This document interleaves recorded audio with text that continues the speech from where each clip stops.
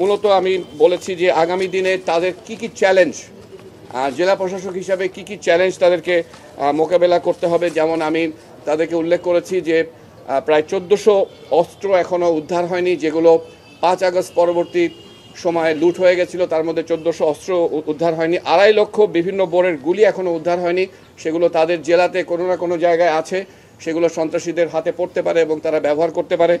আমি উল্লেখ করেছি যে স্বৈরাচার এবং তাদের দোসররা বিভিন্ন জায়গায় সংগঠিত হচ্ছে এবং কর্মসূচি দিচ্ছে এবং তারা দেশকে একটা অরাজকতার দিকে নিয়ে যেতে পারে, সে ব্যাপারে তাদেরকে সজাগ থাকতে হবে।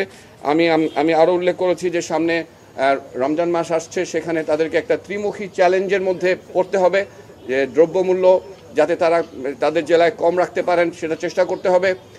বিদ্যুতের ঘাটতি দেখা দিতে পারে, সেটা যাতে মোকাবেলা করা যায়। কৃষকরা যাতে সেচের উপকরণ এবং কৃষি উপকরণ সময় মতো পান, এগুলোর বিষয়ে বলেছি। এবং আমি তাদেরকে একটা জিনিস বলেছি যে মানুষের 3টা প্রত্যাশা, সাধারণ মানুষের 3টা প্রত্যাশা, এবং এই প্রত্যাশাগুলো আকাশচুম্বী নয়। তার মধ্যে প্রথম বলেছি যে তারা জীবন জীবিকার জন্য তারা নিরাপদে চলাফেরা করতে চায় এবং রাতে শান্তিতে ঘুমাতে চায়। দ্বিতীয় বলেছি দ্রব্যমূল্য তাদের ক্রয় ক্ষমতার মধ্যে যেন থাকে, এটা তারা দেখতে চায়। আর 3 নম্বর বলেছি যে সার্ভিস বা যে সেবা সরকারের কাছে তাদের পাওয়ার কথা, সেটা যাতে কোনো হ্যাসেল ছাড়া, কোনো কষ্ট ছাড়া, কোনো ঝামেলা ছাড়া তারা যেন পেতে পারে। এবং আমি উল্লেখ করেছি আমাদের সকলের পক্ষ থেকে যে মাঠ পর্যায়ে জেলা প্রশাসক যারা আছেন তারাই হচ্ছে সরকার, মানুষের জন্য তারাই সরকার।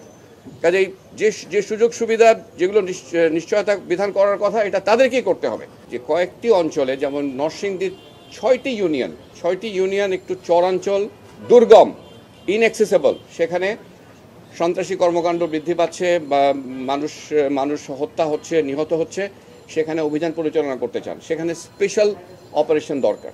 এই একটা প্রশ্ন ছিল, যেটা স্বাভাবিক অপারেশনের থেকে যেখানে বেশি পরিমাণ সংখ্যা প্রয়োজন হবে, লজিস্টিক্স লাগবে, এই ধরনের প্রশ্ন তারা করেছেন। গোলাবারুদ ধ্বংস করতে হবে যেগুলো নষ্ট হয়ে গেছে, এই ধরনের প্রশ্ন তাদের ছিল। তো এগুলো আমরা উত্তর দেওয়ার চেষ্টা করেছি।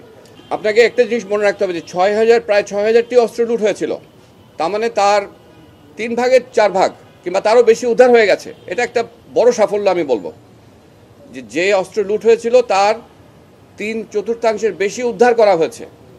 6 লক্ষ গুলির মধ্যে মাত্র প্রায় 2.5 লক্ষ এখনও উদ্ধার হয়নি, তার মানে উল্লেখযোগ্য সংখ্যক উদ্ধার হয়েছে।